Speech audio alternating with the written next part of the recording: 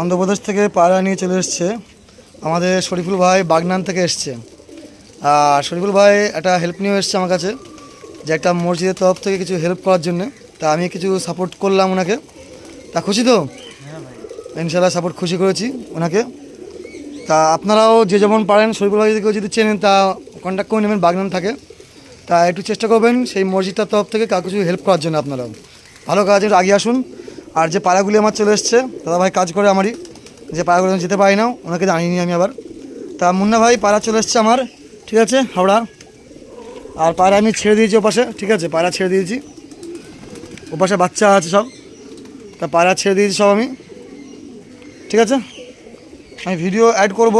ভালো থাকবেন, সুস্থ থাকবেন। না যতটা পারি সকলকে বলে রাখি, কোনো ধর্মই মানে পড়ে না, সবাইকে নিজে মনে করতে হবে। ভালো জিনিসের জন্য এগিয়ে চলুন, একসঙ্গে থাকবেন, ভালো থাকবেন।